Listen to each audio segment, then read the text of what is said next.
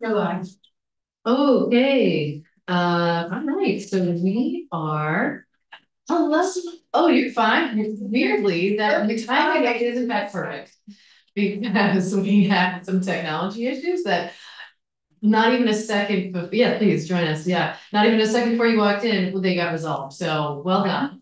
All right. So this is Natural Resources and Energy coming back from break. And we are joined by Roselia to just talk about H125. Give us a little introduction to it. Okay, and I apologize, Chair. I thought it was specifying 7 minutes, so a little bit windy. Oh, This is all good. So we could also switch out, have Ellen go first if you want. I have. You're good. Okay. Report, so I can just talk to you about my report. This bill is looking at, we are undergoing a significant energy transition, moving away from fossil fuels and towards renewable and electrified systems. Transition driven by both state policy commitments and broader economic trends.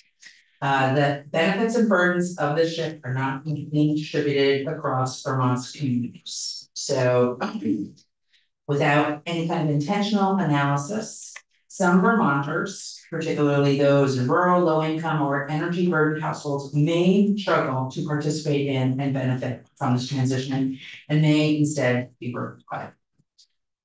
Market forces alone are unlikely to ensure an equitable energy transition. We know that in rural places in particular, there really are not robust markets. And so competition is not going to save the day there.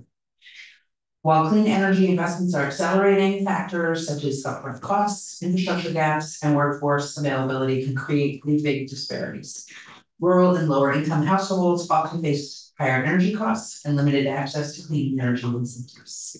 Similarly, businesses and workers in fossil fuel dependent industries need clear data and policy planning to navigate changing H125 ensures Vermont has a comprehensive, data-driven understanding of how the energy transition is impacting different regions and economic sectors.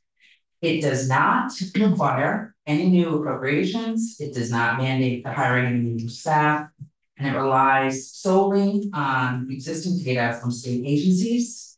The Secretary of Natural Resources, in consultation with key state agencies, will compile and analyze existing critical data, bringing it together and economic data that to help ensure that we understand where costs and benefits are concentrated, ensuring that there are no regions being left behind. Clear assessment of how energy costs, fuel availability, and workforce changes are affecting Vermonters in different regions of the state, and will give us necessary information to make strategic and more equitable decisions.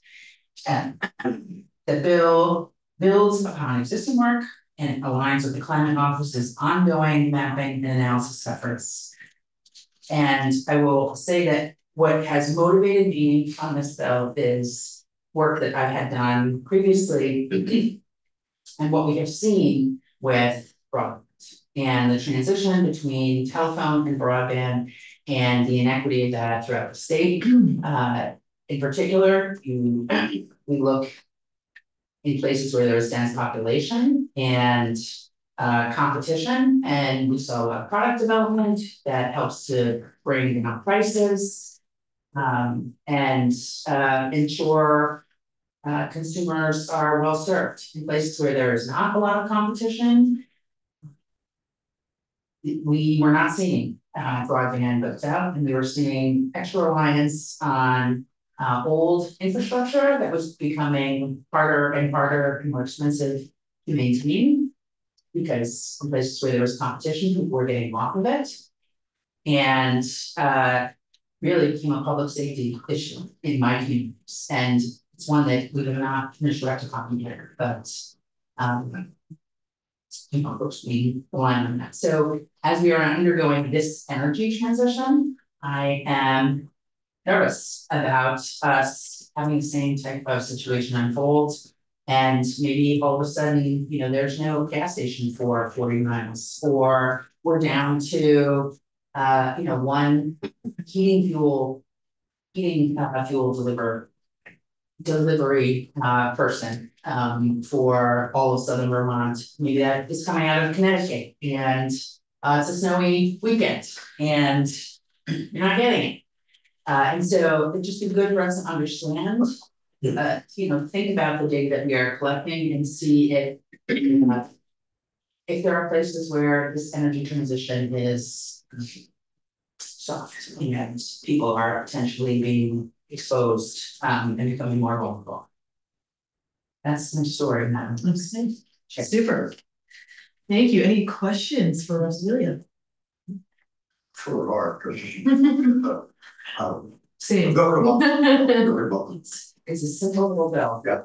Just looking at existing data, and the Secretary of Natural Resources has agreed that she will work with the various agencies and departments to compile that data, look at it alongside the climate action plans and see, do we have soft spots here? Are there places where we should be considering this? So so the Secretary's not close. She didn't, we worked with her on the. Yes, go ahead. This wasn't done before we did the global warming solutions. This was not done before we did the global warming solutions. Analyzing all of the data. Was that a question? Yeah, like why wouldn't we have done this before the global solutions? Why wouldn't we have looked at all of the data to understand if there were soft spots in the energy transition before we put in place a plan to reduce our emissions? Yeah. Just thought we would have liked to know that before we did the decision, but maybe we didn't. Get after Yeah, great. Good. Okay. Shall I stay? Shall I go? Are Are you through with me? I don't think we need you Great. unless there are. I'm needed in my time. Fair enough. And if there are more questions, we can always email you. Get back. Thank you so much. Yeah. Right. Ms. Rakowski, welcome. Thank you. Ellen Jakowski, Office of Legislative Counsel. Here on H 125 as it passed the House. And it is pretty short. So section 1, this is an act relating to reporting on the energy transition. And so section 1, the only section of this bill, is a session law provision. So this is not a permanent report, it's a one-time report. So it's the Energy Transition Economic Impact Report.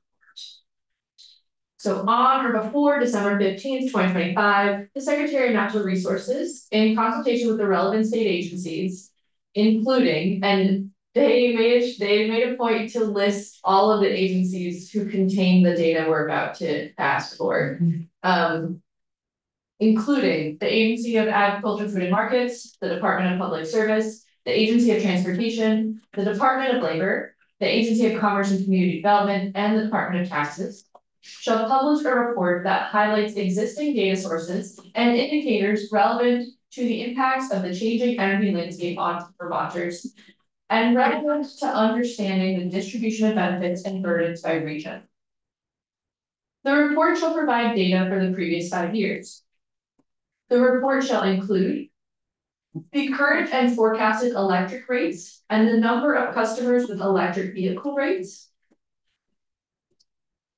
the total megawatts of distributed solar generation facilities, including the amount installed by county, and any active certificate of public good applications, the number of sellers and volume of heating fuel sales, the number of homes receiving incentivized weatherization services by income level and county,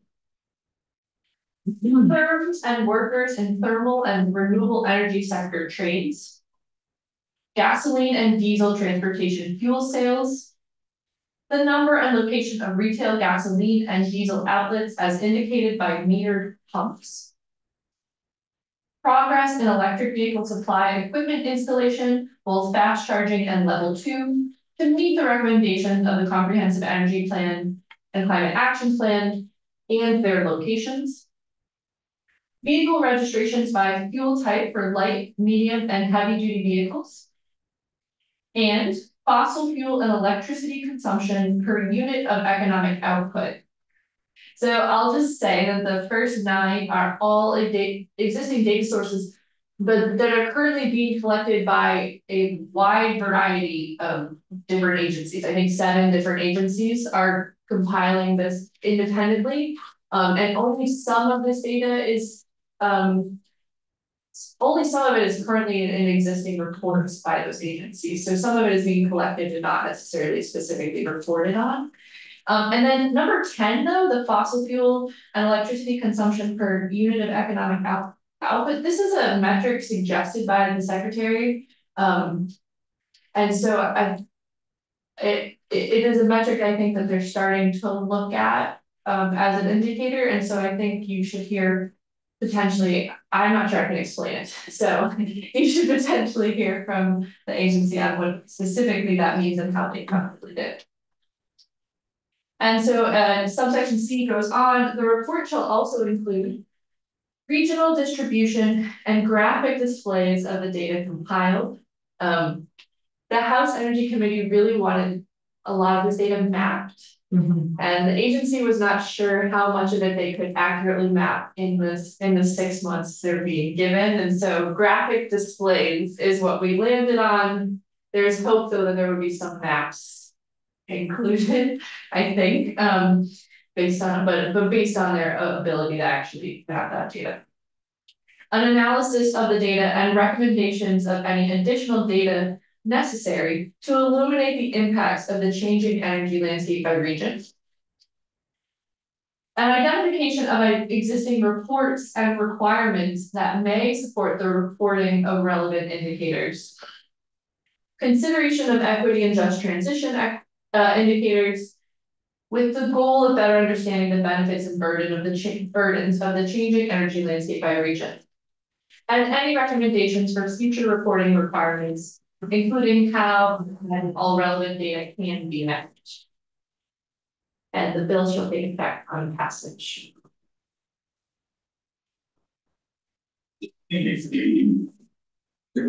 Question. I have a question. This is a technical thing on page 2, line 10. It says vehicle registrations by fuel type. I assume that we're talking about the number of registrations. Yes. And they do consider electric to be a fuel type currently. So, so that is part of the data that the DMV does collect. They are, yeah. Yes. So would all of this, like including the number of gas stations and the vehicle registration, would be a snapshot in time, or it asks for the previous 5 years of this data. Yeah. So 5 years. Yeah, so the intent was to look at the trend for the last 5 years. And originally the committee was considering this being an ongoing report. The secretary did request that it be a one-time report to determine if this is as simple as it sounds, or if there are different metrics that should be actually the ones being compiled in this report. So that's why the last part is recommendations. Okay. Any questions about this? Okay.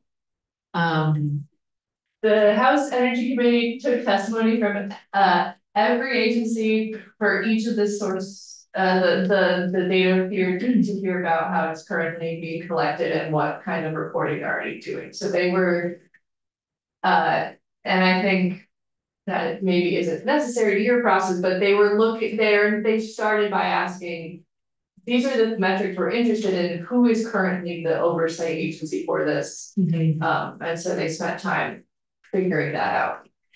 And did any of the agencies object? I don't know if you know this. I don't think so, because they're already collecting it. But you know, especially Rep. Sibilia, you know, as the sponsor, was looking for, this is data that's being collected separately and may not even be included in reports back to the General Assembly, some of it. And so is there a way to be able to look at it against other metrics? Like, for example, they talked a lot about number of gas stations is relevant when also looking at, are there chargers? So if there's no chargers or gas stations in a region, or a very, very few, that's going to cause a strain on a community.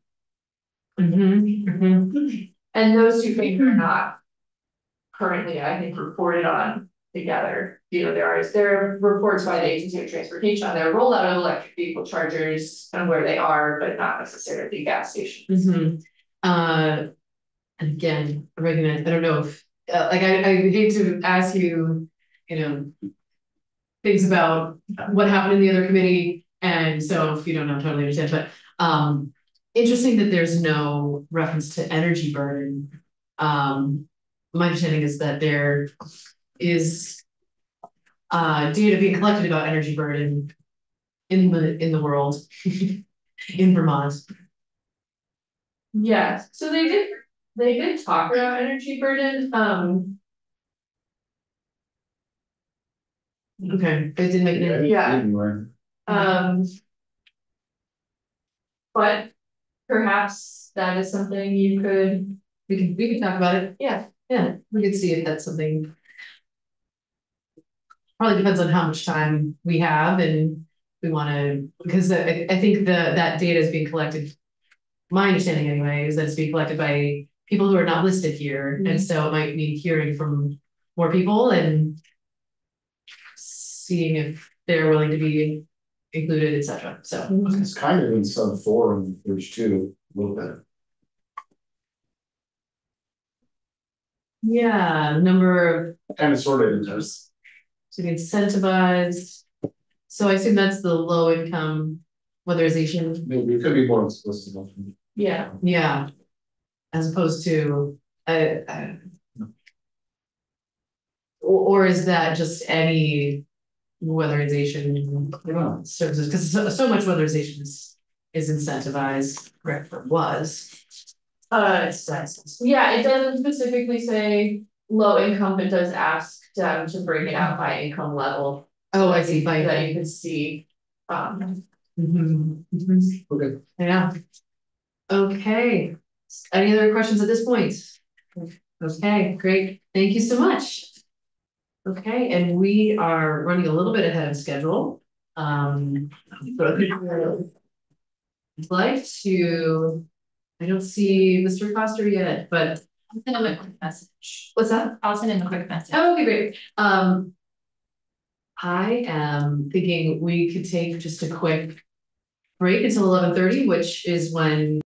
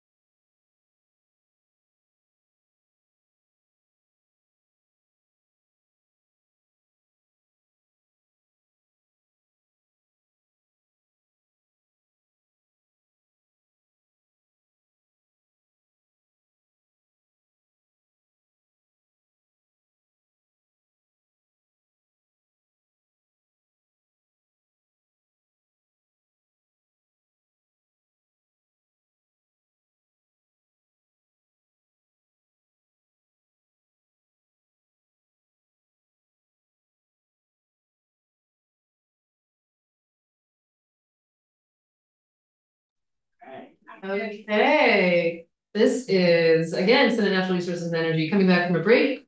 And we are switching gears to talk about H319. The A&R miscellaneous bill. And wanted to get some thoughts from Mr. Coster about some potential language. Great, well, thanks.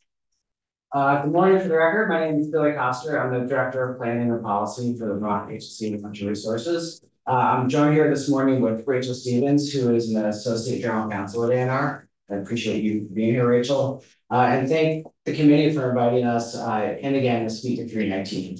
And the change proposed therein to the Act 122 of 2024, the Climate Stewardship Act. This morning, I hope to cover two quick topics. The first is the amendment to the definition of covered greenhouse gas emissions proposed last week by advocates. And the second, touch back again on the recommendations of the Climate Superfund feasibility report. On that first point, the agency is fine with the proposed amendments to the definition of covered greenhouse gases, since it aligns with amendments New York recently made to its Climate Superfund Act. We're trying hard to be closely aligned, and these amendments are conforming. After legal review of the proposed changes, the agency has identified a few other minor amendments to the act needed for consistent use of the phrase covered greenhouse gas emissions and to remove redundancies. These additional amendments were submitted to the committee yesterday in writing. They're up on your website. And we've worked with the Vermont Attorney General's office, the Treasurer's office, and the advocates who presented the original amendment to ensure that they're agreeable to these additional changes if they are. So happy to go over that language if you'd like to. That would be great. And we don't have a printout of this, is that? No, I don't. I don't make copies. Oh, yeah, you turn it on, just look. It's on the website. Yeah, or if you send me a link, I have an invite, I guess. I can just join if you're about to come and do that. That would be helpful. All right. So this is not the timeline doc, correct? It's the other one. So I'll set it up. That might be the easiest. Yeah, I've got it. I think you all are getting there. So I think we're okay. Okay, great. So this is the document that, correct, it's not the timeline document, it's the other one. It starts with chapter 24A, Climate Superfund Cost Recovery Program.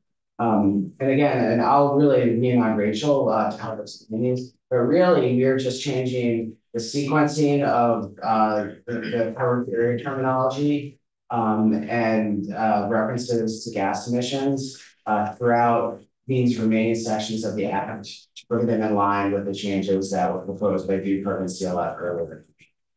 And I don't know, Rachel, if there's anything more you want to kind of speak to. Yeah, I mean, I can just quickly, so that we're not proposing anything new. I think our minor amendments are just to make sure that with the new definition of covered greenhouse gas emissions, as you read it in each of the other definitions, that it's consistent. And the main difference, which has already been explained by advocates and legislative counsel, is that currently covered greenhouse gas emissions are limited to those emissions that occur during the covered period, but the amendment would shift to looking at the activity of extraction and refining during the covered period, and then calculate emissions based on that, which could mean that there are covered greenhouse gas emissions that occur slightly after the actual last day of the covered period. And so all of the amendments that we suggested are to maintain consistent use of that understanding. And so we've eliminated the phrase during covered period in places where it was limiting, different than the definition, and then just made sure to use the phrase as it's defined. So. Great. So any other questions on those proposed changes or this portion of the testimony? I don't believe so. I do have a question on the part that is 599C, because it strikes. Oh, I think I understand. Because it's eliminating the those dates, but they are elsewhere. Yes, and yes, that's About- correct. Yeah, covered greenhouse gas emissions is defined so that, or covered period is defined, so the dates exist elsewhere. And by striking that phrase in the damage cost assessment, we're removing the limitation that we only look at damages during the period and instead look at damages caused by any covered greenhouse gas emissions, which will be calculated. All right, well, thank you. And we're certainly available to work with, if you're interested in moving these changes forward, to work with the committee and legislative council on the commission. Okay, so then I'd like to, if you don't mind, just take a few minutes to speak to the feasibility of implementing the Climate Super Fund Act. First, I want to acknowledge that the agency is aware of the executive order that was issued on April 8th, titled Protecting American Energy from State Overreach. The Trump administration executive order specifically mentions Vermont and New York Climate Superfund laws and directs the U.S. Attorney General to, and I quote, take all appropriate actions to stop enforcement of state laws, end quote. We are monitoring this order closely and we are coordinating with the Vermont Attorney General's office and our state partners. You may also know that the agency was sued in December of last year by the American Petroleum Institute and by the U.S. Chamber of Commerce for implementing the Climate Superfund Act. Beyond these legal challenges, which we expect to see more of in the coming months and years, implementation of the Act and development of the rulemaking for the liability formula requires extensive legal input and expertise. The agency needs additional legal resources to support this work. To that end, the first significant step the legislature required from the Climate Superfund Act was for ANR and the state treasurer to provide a report to the General Assembly detailing the feasibility and progress carrying out the requirements of the Act and any recommendations for the administrative improvements for improving the administration of the program. After working in partnership and in good faith, and after conducting a comprehensive request for information, ANR and the treasurer delivered a feasibility report in January of this year, which identified the financial and staffing resources needed to advance the next phase of the work required by Act 122. That report states the Treasurer's Office needs $700,000 for contract support and $125,000 for a new limited service position to perform the cost assessment. And ANR needs $500,000 for contract support and $175,000 for a new attorney position that will be dedicated to legal challenges and work related to the prevention of the act. Despite these findings in the feasibility report, the House recently chose not to appropriate funding to support the implementation of the Climate Superfund. Governor Scott allowed Act 122 to become law without his signature, and in doing so, specifically acknowledged the feasibility report and the opportunity it provides the legislature to reassess the act based on the feedback provided by ANR and the Treasurer's Office. It is imperative that the legislature either prioritize funding for this work this session or repeal the mandates associated with Act 122. So that's all my prepared testimony. Happy to take any questions. I know Deputy Treasurer Boyles is here as well, and we can speak to any of their piece. Do you have a question? Could you speak a little bit further about the contracted services that are needed for ANR? Yes. So, and Rachel, feel free to help me out here, but the treasurer has to do the cost assessment, and then we have to develop the liability formula where we determine how to spread those costs across the extractors and refiners. That will require a technical analysis that we likely do not have sufficient in-house staff capacity for. We certainly have some expertise. We have more, unfortunately, than the treasury to conduct this work, but we still believe we will need some contractor support to look at proposed methodologies, existing data sets to complete the liability formula and demand those costs. That work does follow the treasurer's work. Some of it will be concurrent. As we testified previously, while we will need additional resources to complete that work, it's possible that those could wait until the next fiscal year if that was necessary, but we absolutely do need support for the legal position in the facility.